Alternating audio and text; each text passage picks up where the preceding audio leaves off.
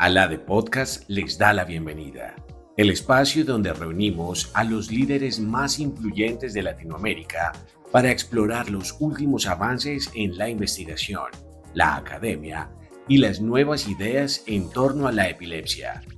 Prepárate para conocer las voces que están cambiando el futuro de la neurología.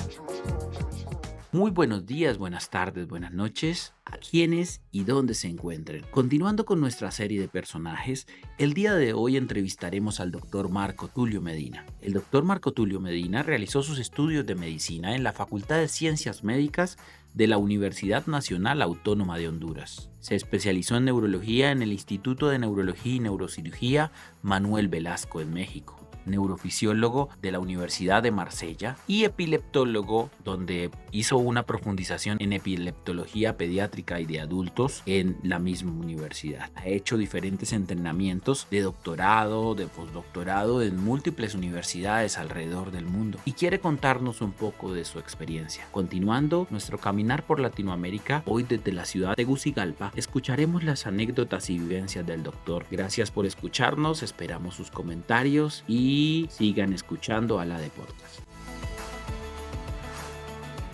Doctor Medina, muchas gracias por este espacio. Realmente es un placer estar aquí y poder hablar con usted en su país, en su casa.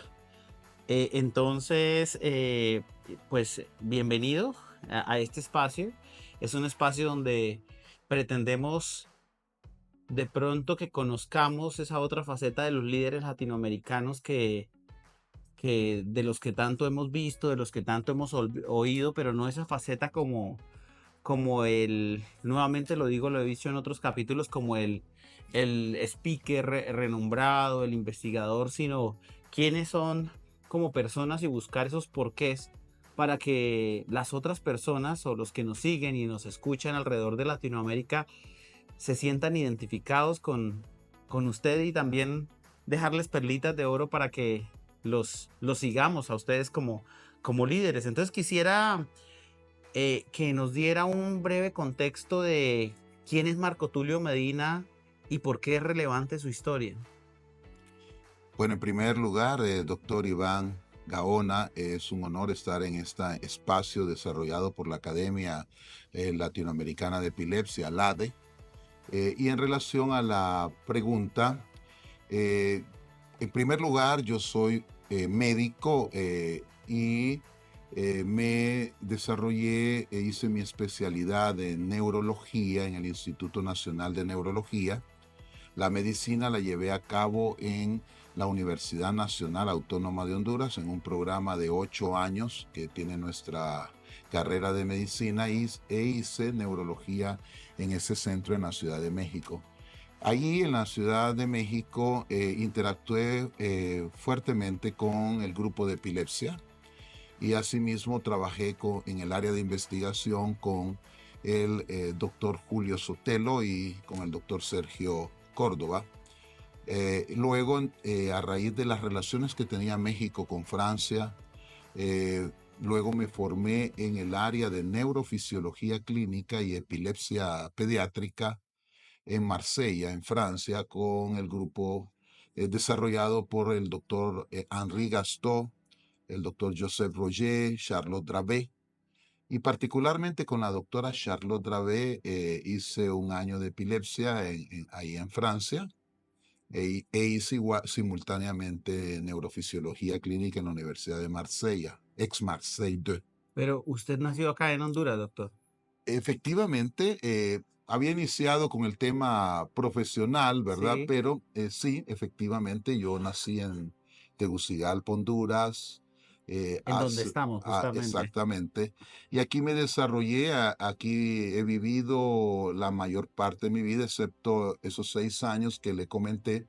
Hice mis estudios acá, primarios y secundarios, en el Instituto Salesiano San Miguel. Excelente. Y le comentaba, luego hice 2 años de postdoctorado en la Universidad de California, en Los Ángeles. Hice luego estudios de Master Philosophy Doctor en la Universidad de Londres también. En Los Ángeles estuve con el doctor Antonio Delgado Escueta, trabajando en el área de la genética de las epilepsias, y luego en Londres con Sir Salvador Moncada en el área de disfunción endotelial. Muy interesante. Pero, claro, eso es, digamos, lo que sería la vida profesional. Yo Claro. realmente, mi corazón está en la Universidad Nacional Autónoma de Honduras. Aquí tengo 45 años, restando los 6 que estuve fuera de Honduras. Estamos hablando de 39 años, donde yo he sido educador, soy profesor, titular 5, así se denomina la nomenclatura nuestra. Fui decano de la Facultad de Ciencias Médicas por 8 años, vicerrector también de esta universidad de Relaciones Internacionales, y fundé hace 26 años el posgrado de Neurología, que fue un programa piloto de la Federación. Interesantísimo. Sí, Doctor, le escucho. devolviéndome un poco a eso, a esa impresionante carrera profesional que tiene, ¿qué lo motivó a ese camino? ¿Qué lo motivó a ser médico? ¿Qué lo motivó a ser neurólogo? Mi familia es una familia, sobre todo del lado de mi madre, que se ha dedicado al área de la salud. Es una familia de clase media, en el que mis 2 tíos, los 2 hermanos de mi madre, eran médicos. eh, Mi tío René, un pediatra, y mi tío Esteban, que vivía en Los Ángeles, casualmente, en California, ginecostetra. Mi madre era microbióloga y farmacéutica, y mi padre también. Yo crecí de niño en una Ese ambiente. farmacia. Mi padre tenía una farmacia en una pequeña ciudad de Honduras, Ciguatepeque, y veía a mi padre preparando, haciendo preparados de forma magistral, o mi madre, que trabajaba en un hospital infantil, acudía yo al laboratorio de microbiología a ir a ver al microscopio que ella tenía, eh, estructuras que a través de la visión de ese microscopio se podía ¿Qué observar. edad estamos hablando? ¿Cuántos años Estamos tenía? hablando de los 4 o 5 Wow. años de edad en esa farmacia.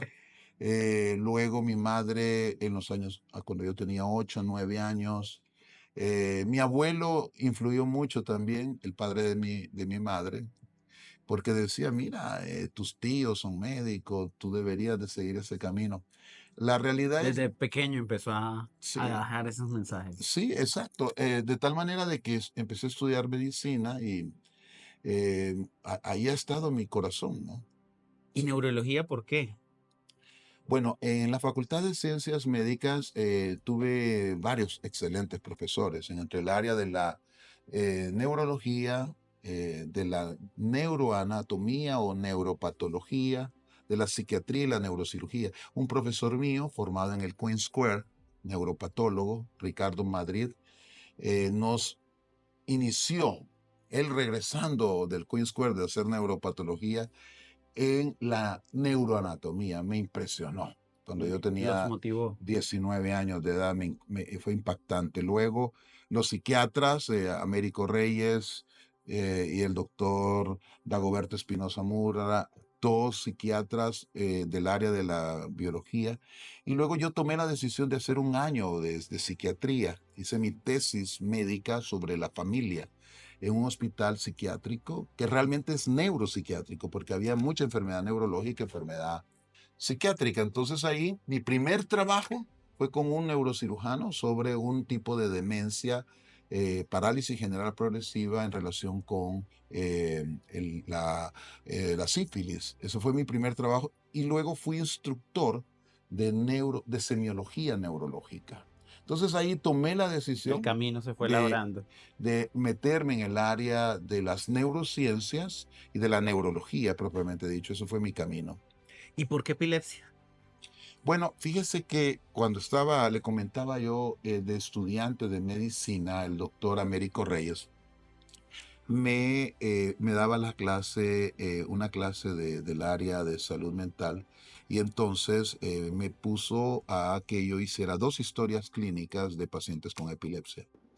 Recuerdo muy bien en el año de 1982, cuando hice mi primera historia de una persona que tenía una epilepsia focal. con alucinaciones visuales, se le explotaba la mano, era una alucinación bastante Compleja. compleja y luego empezaba a convulsionar. Me impresionó. Y luego el tema de la epilepsia me llamó enormemente la atención a raíz de estos pacientes que tomé luego la decisión de enfocarme. Ya estando en el Instituto Nacional de Neurología, mi primer trabajo, o el segundo trabajo, que luego publiqué en la revista Archive of Internal Medicine sobre epilepsia de inicio tardío en el cual demostramos que la neurocisticercosis era la causa de epilepsia de inicio tardío. Eso fue publicado en el año de 1990. Y luego, claro, me fui a los centros de epilepsia, a Marsella, que era un gran centro, Saint Paul, que era epilepsia pediátrica, porque yo hice epilepsia pediátrica por 3 años. Wow. En Marsella, que es eminentemente pediátrico, Saint Paul, y Los Ángeles, en el cual empecé a trabajar con mi profesor en 2 epilepsias. La epilepsia mioclónica juvenil y la epilepsia de ausencias de la niñez. Y descubrimos con mi maestro, con el doctor Antonio Delgado Escueta, al menos 3 genes. Uno de la epilepsia de ausencias, que es un receptor GABA, subunidad beta 3, en 4 familias, 2 mexicanas, 2 hondureñas. Entonces me metí en la epilepsia y en la investigación, Y porque siguió ahondando ahí a lo largo del tiempo. tengo 35 años trabajando, bueno, realmente son 40 años trabajando en el área de investigación y con el doctor Antonio Delgado Escueta y con mis otros maestros ya 35 años. O sea, muchos maestros que lo inspiraron a Sí. subcaminos de la misma materia grande, ¿no? To- Eh, Totalmente, mire, yo creo que el hecho, es decir, Salvador Moncada, que es uno de los latinoamericanos más excelsos, ha estado 2 veces candidato a premio Nobel, premio Príncipe de Asturias, es descubridor del óxido nítrico y del mecanismo de acción de la aspirina en Londres, en UCL, University College London, y en la Wellcome, alumno de un premio Nobel, John Vane, decía de que la medicina y la ciencia en general, era como lo que ocurre con el renacentismo, que un maestro le enseñaba a sus pupilos cómo construir algo, cómo pintar, por ejemplo. En el estudio de Rembrandt, él tenía alumnos que le enseñaban a pintar. O un Stradivarius, que era un instrumento musical, un violín, cómo hacer el Stradivarius de tal manera que fuera único. Pues la ciencia, uno aprende de sus maestros, o la educación también, a cómo hacerla de esa manera, entendiendo lo que han hecho sus maestros. ¿Y cómo era esa relación suya con sus maestros? Mire, a este momento yo sigo trabajando con ellos. Todavía, en el caso del doctor Antonio Delgado Escueta, tenemos ya 34 años trabajando. Hemos escrito libros, tenemos una patente que fue introducida en la Oficina de Patentes de Estados Unidos. Las regalías de esa patente las di a mi universidad. Hemos hecho descubrimientos como este del receptor GABA, que ha sido confirmado en otro tipo de epilepsias. Puede dar epilepsia de ausencia hasta una encefalopatía epiléptica o algunos otros genes como el FHC1, etcétera. Mi relación con ellos, desde el punto de vista académico, excelente. Humana, yo lo siento hay veces como una figura paterna, igual que Charlotte. Mi hija, la menor, se llama como mi maestra, Charlotte. Charlotte Dravet, del síndrome de Dravet. Ella sí, y lo es en este momento, mi mentora, ya está retirada. Antonio no. Sir Salvador Moncada, sigo trabajando con él. Ahora él es embajador de Honduras en China, pero vive en Londres, va y viene de Londres. Y sigo trabajando con él. Tenemos varios proyectos ahí que le podría contar. Es decir, la relación es una relación muy estrecha. Excelente. ¿Y cómo siente? Lo hago para contrastar con el ahora, ¿no? Con la actualidad. ¿Usted siente que todavía existe esa figura de mentor y alumno? Mire, yo como decano y luego fundador del posgrado de neurología, yo siento que se ha ido perdiendo mucho de eso.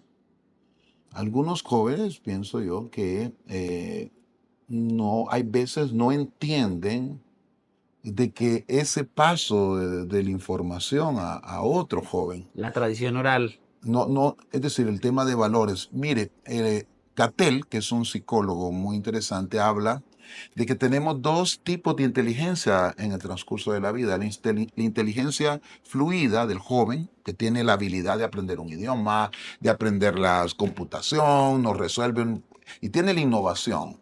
Y luego la inteligencia que se va adquiriendo a medida que usted va haciéndose mayor, que se llama la inteligencia cristalizada. Esta va siempre avanzando, usted va aprendiendo más cosas. Entonces, en ese sentido, hay jóvenes que sí respetan esa mentoría de alguien que tiene una inteligencia cristalizada y otros que se consideran tal vez únicos y dicen, no, esta persona me ayudó, pero soy yo el que he desarrollado la idea. La realidad es que todos estamos, como bien se dice, parados sobre los hombros de otros para ver el universo, o para ver la ciencia, para ver lo que usted quiera. Entonces yo veo que hay jóvenes que sí respetan la mentoría y otros que no la respetan. En todo caso, eso no importa. Pero me llamó la atención que lo ligó con valores. ¿Tiene que ver con Ni valores? lo dude. Los valores humanos, sin valores, y eso cuando yo inicié el posgrado de neurología con el apoyo de la Federación Mundial de Neurología hace 26 años, hablábamos de un triángulo. El triángulo, uno de ellos era los valores. El otro, las habilidades. Y el tercero, el conocimiento. Ese triángulo, si usted no lo tiene, y hay veces la persona dice, yo sé mucho, soy un genio en el conocimiento, memorístico, o tengo una habilidad enorme, soy vaya, en el caso de la neurocirugía, un hábil cirujano.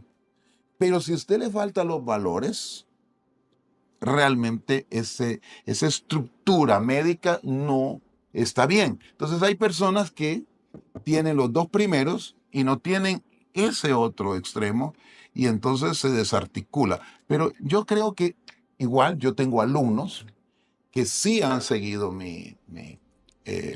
yo soy su mentor.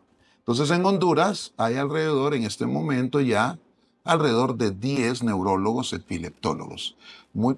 Tres de ellos que fueron mis grandes alumnos. Ahora uno de ellos es el jefe de la Sociedad de Epilepsia, me refiero a Arnold Thompson. Rafael Aguilar es el primer neurocirujano de epilepsia de nuestro país. Sofía Dubón. Yo he sido mentor de mi propio hijo, él es neurólogo, epileptólogo. ¿Cómo Y se siente eso? no, me siento feliz. Entonces sí también. Usted tiene personas que tienen esa triangulación de conocimiento, habilidades y valores. Entonces, claro, con ellos yo trabajo. Pero hay un grupo que no tiene eso. Y el ego, que es el gran problema, el síndrome de Ubris, usted no sé si conoce el síndrome, No. es la persona que el conocimiento o el poder la hace sentir que es superior al resto. Yo siento que ya con el transcurso de los años le puedo decir que uno de los valores cruciales en la medicina es la humildad. Y hay un principio que yo he escrito que se llama que no es cogito ergo sum, descrito por Descartes, Ajá, que si sí. pienso, luego existo. No, es lo que mencionó San Agustín en el siglo IV. Si yo me equivoco, existo. Es decir, yo soy un ser humano con imperfecciones y que en el proceso de aprendizaje me voy dando cuenta de mis errores y voy corrigiendo en el transcurso de la vida. Y si yo me equivoco, y la naturaleza hace eso, una mutación es un error, pero una mutación puede ser un éxito o puede ser una enfermedad. O puede ser la evolución de las especies, ¿verdad? Usted sabe, ensayo y error. La ciencia es igual, ensayo y error. Y la conducta humana y el desarrollo humano es también valor ergo sum. Si me equivoco, existo. Interesante. Interesante. Siempre uno se plantea, uno como profesor, tal vez, como investigador, cuál es la mejor forma de transmitirle a los demás lo que uno ha aprendido, ¿no? De buena manera. Uno quisiera que que su legado también perdura entre los que lo siguen, ¿no? Claramente el ego siempre es un obstáculo, ¿no? Eh, ¿Cuál es la mejor forma de enseñar? Es creo que un reto que nos queda por entender de ahora en adelante con tanta influencia de la tecnología. El mundo ya cambió, sin lugar a dudas, ¿no? ¿Cuál vendrá y cómo enseñaremos? Creo que es algo que todavía puede quedar sin respuesta.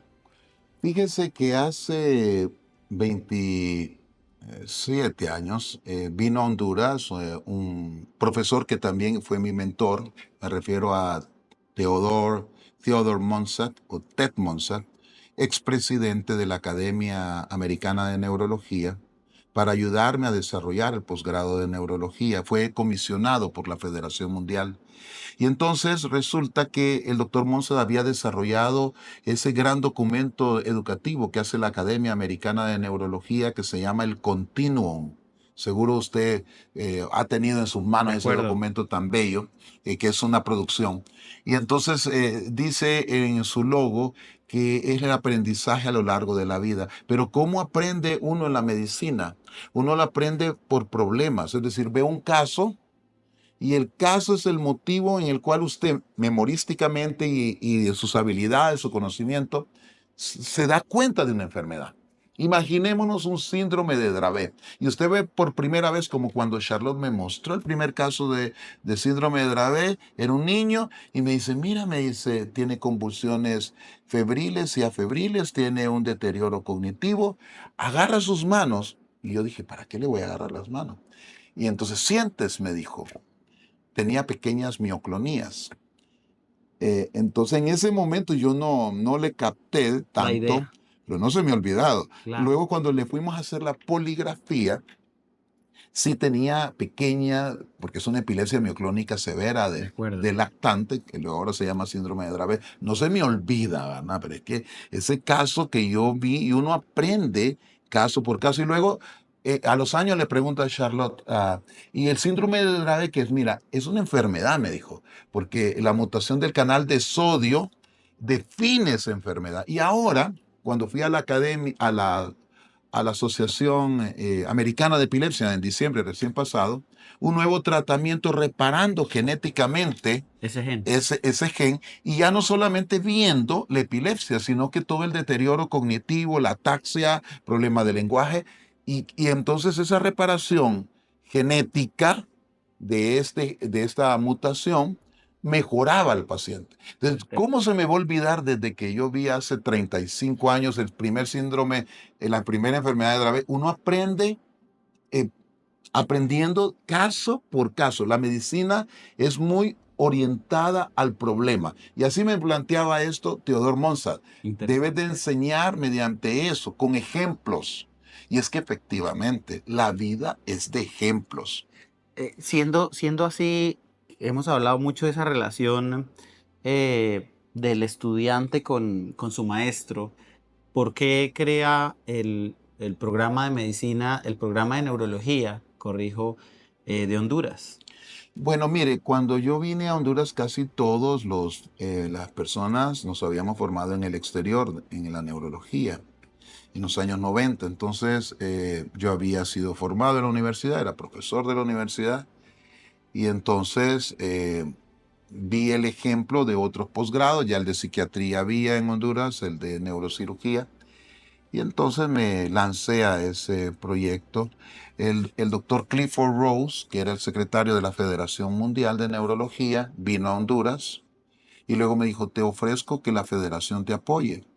Entonces me apoyaron, ¿verdad? Entonces desarrollé el programa, que fue el primer programa piloto mundial de la Federación Mundial de Neurología, y me acompañaron por 10 años. Era un reto porque no habían neurólogos, había muy pocos. No es que no habían muy pocos. Y ahora, pues, acabamos de publicar un artículo con Claudio Bassetti en la revista Europea de Neurología, de la Academia Europea de Neurología, evaluando todos los neurólogos, tanto de adultos como niños que hay en América Latina, en Asia, en África, en Europa. y entonces Honduras mejoró claramente Su índice, su índice con la puesta en con la marcha. apuesta de este programa. Por supuesto, hay programas, si usted lo ve, porque la neurología en América Latina se inicia ya a finales del siglo XIX en Argentina. Luego en el Cono Sur fue el primer grupo que se formó fuertemente tanto en Argentina como en Uruguay, en el Instituto de Neurología, en Chile, ¿verdad? Y luego el resto de América Latina, México fue Fue subiendo. posterior, luego Brasil también, Cuba. Entonces, ahora podemos decir de que el grupo de neurología es importante. Lo mismo me pasó cuando me plantearon hacer la Academia Latinoamericana de Epilepsia. El La- doctor Peter Wolf me nombró como coordinador, como presidente, ¿verdad?, de la Comisión Latinoamericana y me dice, Marco, Latinoamérica está inmadura, me dice. Ya ha empezado a tener congresos y tiene grupos académicos como LACE, que está iniciándose en este año 2007, hace 18 años. Debes de hacer la academia, porque así o América Latina va a tener una posición ya en la junta directiva, porque se va a convertir en una sociedad madura de acuerdo con lo que ellos llamaban el Danish Amendment, ¿verdad? Que era una cláusula en el cual una región del mundo se volvía madura, entre comillas, en el área de epilepsia. Entonces creamos la Academia Latinoamericana de Epilepsia con el apoyo del doctor Peter Wolf, con el apoyo del Samarcia Jacobian, de Esper Cabaleiro, y mi persona, Alejandro Scaramelli también, entre otros. Yo me encargué de hacer los estatutos iniciales junto con el apoyo de estas personas. Yo era el chairman, era la ALADE. Definimos en ese momento que iba a ser el brazo educativo. Y miren, a través de ALADE es que se han formado, al menos en Honduras, 5 epileptólogos. Interesantísimo. Sin Entonces, duda, la educación, mire, la educación, por eso le decía, el tema educativo, tanto en mi país como en Latinoamérica, es crear las condiciones para que otra persona avance. Porque se van montando, como decíamos, en el los maestro. hombros del maestro en forma escalonada. ¿Cómo ha logrado todo ese proceso de formación de profesionales e investigación posicionar a Honduras en el mapa de la investigación y la academia? Bueno, mire, yo empecé a trabajar cuando egresé de médico. Yo quería ser investigador. ¿Verdad? Es más, quería hacer mi PhD en neurociencia exclusivamente. Pero un profesor mío me decía, mira, vas a tener muchas dificultades si no sos clínico, no sos neurocirujano, sobrevivir en Honduras con una formación solo en investigación, no vas a poder subsistir si quieres regresar a Honduras. Tal vez en el exterior sí. ¿Y usted quería regresar? Sí, sí, sí, siempre quise ¿Por regresar. qué? Porque Aprovecho ese. amo mucho a mi país, me siento muy bien acá y quería contribuir. Amo a Honduras. El hecho es de que le hice caso a mi profesor, al doctor César Madrid, ¿no?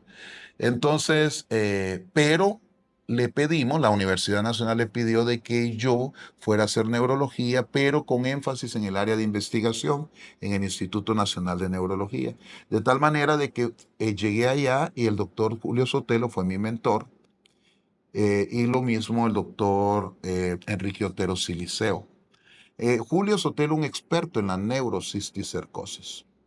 Yo empecé a trabajar en neurofarmacología con Helgi Jung y los primeros trabajos fue describiendo un método para describir el albendazol, el metabolito, medir el metabolito del albendazol, que es un medicamento, como sabemos, para la cisticercosis, que se llama sulfóxido de albendazol con un método que se llama cromatografía de alta resolución. Y con ese método empezamos a hacer la farmacología y farmacodinámica el albendazol en pacientes tratados. Hicimos varios trabajos, incluyendo la interacción entre el albendazol y la dexametasona, los esteroides que se Sí, usan en sí, el caso de la de acuerdo. neurocisticercosis. Y encontramos con Helgi Jung, que era nuestra neurofarmacóloga, de que el albendazol incrementaba los niveles séricos de de dexametasona, no los inhibía, entonces no había problema. Es un estudio que lo publicamos hace ya, le puedo decir, 34 años, hace Wow. 34 años. Y luego ese trabajo que le comentaba de the main cause of neurocisticercosis as the main cause of epilepsy in Mexico. La neurocisticercosis como principal causa de epilepsia de inicio tardío en México. Entonces, mire, me metí a hacer investigación clínica de translacional y eso ha sido mi vida. Es decir, en Estados Unidos hicimos estudios genéticos, como le decía, en Francia, síndromes epilépticos. Entonces mi vida, y al regresar a Honduras, entonces empecé a aplicar eso, pero siempre trabajando con mis maestros. Sí, bueno, muy loable, doctor. Me gustó eso de ese amor declarado a su país. Y hacia allá va mi siguiente pregunta. ¿Cómo cree usted que ha contribuido a su país? Que, que ese impacto que ha tenido, tantas cosas que ha hecho, ¿cuál pudiéramos resaltar en donde se hace el link, justamente el vínculo en el que está esa contribución? Mire, yo pienso que como me puso en un editorial el doctor Burton de la Lancet Neurology, que muy gentilmente escribió una biografía, él puso compartiendo. Y eso ha sido mi sentimiento en mi vida, compartir el conocimiento, creando el posgrado de neurología, a pesar que mis colegas aquí en Honduras no querían. Esa es una clara Sí, contribución, ¿no? Eso es. sí, contribuyendo a la investigación científica. Este edificio donde nos encontramos, que usted ha visto el día de hoy, donde tenemos un resonador 3 Tesla, aquí se están formando los radiólogos, etcétera, fue una contribución que impulsé como decano. También empezamos a hacer luego estudios epidemiológicos para intervenir la comunidad. Nuestro centro colaborador con la OPS es un programa de intervención comunitaria. Entonces logramos con mi amigo Lisandro Martínez demostrar que con intervención comunitaria usted puede reducir la epilepsia prevenible, como es la neurocisticercosis. La bajamos de 37% a 13%. Un impacto increíble. Y mire, yo pienso que las contribuciones se hacen, por supuesto, cuando uno está en una institución uno puede apoyar más, pero iniciamos hace 21 años el programa de cirugía de epilepsia. El caso operado fue con Olivier de Lalande del Instituto Rothschild de París, que mi maestra Charlotte Dravet lo trajimos acá, y luego con otros amigos, pero ya iniciamos nuestro programa de cirugía de epilepsia. En general, yo le puedo decir que han habido varias áreas donde hemos logrado De contribuir, acuerdo. pero yo diría que, y también en la creación de la Sociedad Hondureña de Epilepsia, la Asociación de Neurología, que fui el fundador, y también la creación de la Federación Latinoamericana o Panamericana de Ciencias Neurológicas, la PFNS. Esa fue otra labor que me metí a organizar en Latinoamérica. Su sede está allá en Chile. Esta federación es el capítulo organización regional de América Latina. Entonces, mire, me ha tocado organizar cosas educativas, académicas, de investigación, y a mis 60, casi mis 66 años, le digo de que me siento contento, pero aún a esta altura de mi vida, como yo le explicaba, todavía tengo algunos retos y no me quiero ir a la otra esfera de nuestra realidad humana, nuestra mortalidad, sin dejar de haber contribuido en las cosas que yo creo. Que eso es, la vida debe de ser no una vida solamente para uno mismo, sino que para otros y para su sociedad. Y ese es mi compromiso. Eso es lo que yo Excelente. quiero. Ojalá muchos más de los cerebros fugados que tanto se pierden cada día de los países latinoamericanos Eh, y como dicen en Colombia, no le estoy cuestionando a nadie sus iniciativas porque cada quien tiene su propia historia de vida. Lográramos no desligarnos y contribuir en algo desde donde estemos o incluso en nuestros mismos países, pues para que sigan avanzando, ¿no? En tantas cosas como nos lo ha mencionado en esta conversación. Doctor, en esta última parte, doctor Medina, quiero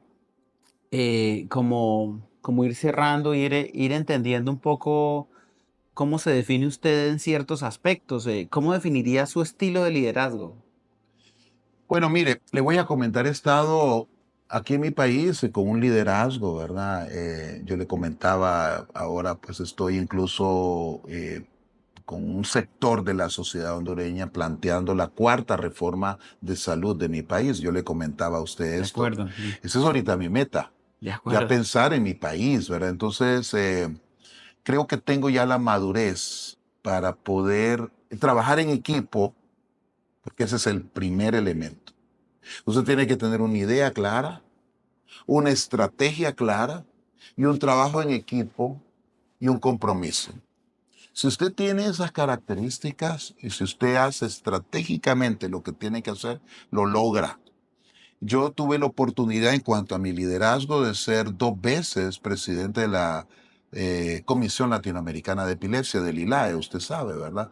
Entre el año 2005 al 2009 y luego del 2013 al 2018 y fui tercer vicepresidente del ILAE. Allí trabajé en el plan, la estrategia y plan de acción de la epilepsia. Y está Una iniciativa crucial, que nos crucial. impactó a todos Claro. y que tenemos que seguir apoyando, valga la propaganda.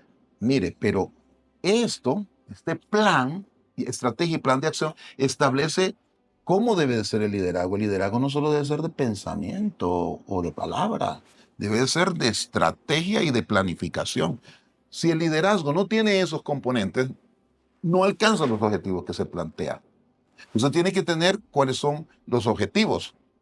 En primer lugar, cuáles son las estrategias, cuáles son los objetivos, cuáles son las actividades específicas que usted va a llevar, cuáles son los indicadores que usted va a alcanzar, los de línea de base y los que usted va a alcanzar.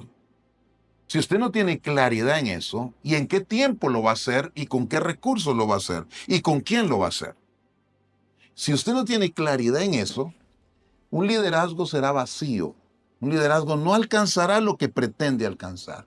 Y yo lo he aprendido en mi vida, que para alcanzar algo, y eso requiere también evitar lo que yo llamo el síndrome de hubris, la enfermedad del poder. Usted es un compañero de su otro compañero que trabajamos en equipo, que da la casualidad que pueda ser uno el coordinador de ese equipo. Y si usted lo hace en equipo, usted alcanza los objetivos y si convence al resto a que lo llevemos en equipo. Entonces mi liderazgo, tanto en la ILAE, Latinoamérica, como en la Federación Mundial de Neurología, como en mi país, ha sido con esa metodología. Entonces, cuando yo veo las cosas, Se traza el objetivo y va detrás de él. hago esto, lo que le acabo de comentar. Pero mire, quitarse el ego y entender, como decían cuando llegaba un líder romano y iba detrás a alguien jalándole su capa, tú eres mortal. Es decir, que no se te suba el que estás en una posición de liderazgo. Tienes que tener la sabiduría para entender de que tienes que tratar bien al grupo de trabajo, debe haber una buena dinámica de trabajo, pero para alcanzar los objetivos se debe tener una planificación y un compromiso y qué es lo que yo quiero alcanzar. Esa ha sido, digámoslo así, mi metodología en los últimos cuarto de siglo. Y en esa lucha, o ese trasegar más bien, eh, para posicionar sus objetivos, ¿cuál ha sido el mayor desafío? Miren, el gran desafío eh, son los otros seres humanos. Personas que no creen en lo que usted cree, que es más, están opuestos a lo que usted cree, que dicen no es posible, aquí no se puede hacer esto, o tú no tienes la capacidad.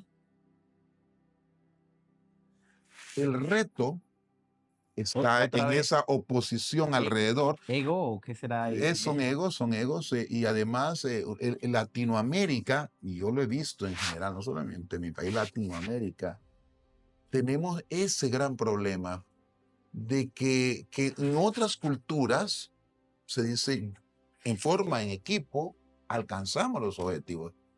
Eh, la construcción de grandes obras del mundo han sido mediante un trabajo en equipo y De acuerdo. meritocráticamente, que ese es el otro elemento. El otro gran limitante es uno mismo. Tendré la fuerza, la disciplina para alcanzar algo. Me sobrepondré a mis limitaciones humanas y a mis defectos, me sobrepondré a ellos. Entonces, es una cuestión interna de, del compromiso interno, lo voy a lograr y no me voy a dejar vencer, es decir, tendré Una lucha. una lucha interna para alcanzar algo y podré vencer los obstáculos que en nuestro medio y en el caso de Honduras son bastantes. Excelente, excelente esta parte. Creo que es una de las cosas que queremos empezar a dejar entre los que nos siguen y escuchan, como lo he dicho antes. Y dicho eso, ¿qué le aconsejaría a los jóvenes o a los que están empezando que quieren contribuir con su país y lograr sus objetivos? Bueno, en primer lugar, yo creo que lo primero es tratar de formarse al más alto nivel si uno puede.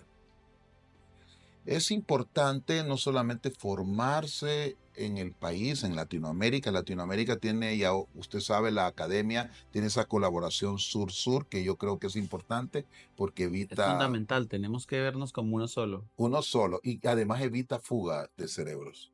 Y nos alimentamos mutuamente, ¿verdad? Yo lo he visto con mis colegas de toda Latinoamérica, nos sentimos pares. No importa dónde estemos, si sea en Brasil, si sea Argentina, si sea en Honduras. Yo siempre digo, somos 19 hermanos latinoamericanos. 19 hermanos. Algunos chiquitos, otros más grandes. Pero somos hermanos. Con una cultura ibérica, española y portuguesa. La misma cultura, un mismo idioma o dos idiomas muy cercanos. Entonces, yo creo que la disciplina es crucial y el trabajo en equipo, como esta colaboración sur-sur, pero es crucial que nosotros también tengamos una experiencia fuera de nuestra cultura. Entendido, claro. Por ejemplo, conocer cómo es el pensamiento de Norteamérica, que tiene muchos valores, ¿verdad? En cuanto a la meritocracia y el trabajo, o de Europa, o por qué no decir Asia. Mire, eh, ir a otro país y vivir en otro país, Abre las ventanas, abre, abre los ojos a una claro. forma diferente de pensar. Estoy de acuerdo. Sí. Entonces sí es importante. Eso, y luego mm, ponerse, como yo le decía, hacer una estrategia de lo que usted va a hacer. Y, y luego entender de que el conocimiento se adquiere de alguien y esa persona, como dice el juramento hipocrático, es su profesor, es como su padre al cual usted le debe. Y entonces ese principio, lo que yo mencionaba, los valores deben de ser fortalecidos. Si usted no tiene valores, usted no va a tener empatía con su paciente, usted no va a ser un médico que va a estar viendo a la otra persona, al paciente, como una fuente de dinero y no usted como una resolución de los problemas de ese paciente. También el tema de conocimiento. Si usted quiere tener conocimientos, haga investigación. La investigación clínica, o lo que yo le mencionaba, la translacional, le permite entender de que una mutación es causa de una epilepsia. De acuerdo. Doctor Medina, si usted le quisiera dejar un mensaje a su yo del pasado, ¿qué le diría? Yo le diría, Fortalece tu disciplina, eh, no te angusties por el futuro, sé más feliz, mantén siempre tu honestidad y debes de aprender de que hay personas diferentes y que debes de aprender a respetar y a perdonar, aunque sean tus contrarios. Es decir, tener la capacidad o la inteligencia social de que no siempre lo que tú crees es único. Hay que ver a otros y entender a otros. De ellos aprendes. Y yo siempre he pensado que lo de enemigos y contrarios realmente es una metáfora. Claro. Mire, le voy a comentar, siempre usted sabe, hay una expresión que dice, nunca hay enemigos ni amigos permanentes, Ok. solo intereses permanentes. Eso es algo que se utiliza mucho, pero efectivamente muchas veces usted se verá en la vida de alguien que usted no lo interpretó bien, que creyó que era una mala persona o que era un loco y luego termina encontrando que es un gran ser humano porque no lo conoció bien. Entonces, por eso le decía yo de que hay veces hay que tratar de ponerse del otro lado. Y yo le diría a mi yo joven que ese es un tema que hay que fortalecer. ¿Cuál es su próximo gran sueño por cumplir? Bueno, mire, mi primer sueño, el primero, es interno, que es el de mis hijos, ¿verdad? En este caso, mis hijos están desarrollándose, ya terminaron sus estudios. Entonces yo aspiro que ellos se consoliden, ya sacaron su formación, posgrado, etcétera, pero uno de padre, ese es el primer componente, su yo interno. Luego, mantener mi salud, ¿verdad? Que ese es otro punto crucial. Ah, el segundo elemento, que es el elemento en mi universidad, ahora estamos estamos proponiendo una reforma eh, dado que han habido problemas con su autonomía. Entonces ese es un tema que a mí me interesa mucho en mi universidad. Y en mi país, uno de mis sueños es llevar a cabo la cuarta reforma de salud, siguiendo los pasos de cuatro grandes hombres de Honduras que desarrollaron en su momento una mejor atención de salud. Ese es uno de mis grandes retos que lo he planteado y bueno, deseo pues alcanzar esos objetivos tanto personales, individuales, humanos y los otros de contribución. Si yo lo puedo lograr, me sentiría muy contento y si no, pues trate de alcanzarlo, ¿verdad? Creo que en estos tiempos, ponerse uno un poco por delante también es importante, ¿no? Porque creo que lo que nos inculcaron a todos desde hace mucho es trabajo, objetivos, después, mucho más allá, familia y persona. Y creo que el orden de los objetivos estaba inverso a lo que en realidad debía ser. Doctor Medina, qué buena charla. Gracias por este buen momento y contarnos un poco de quién es Marco Tulio Medina. Eh, Gracias a todos los que nos escuchan también por participar en estas conversaciones y espero que nos continúen siguiendo y recomendándonos a quién más quieren escuchar y de quién más quieren saber un poco más. Hasta la próxima a todos los amigos de Latinoamérica.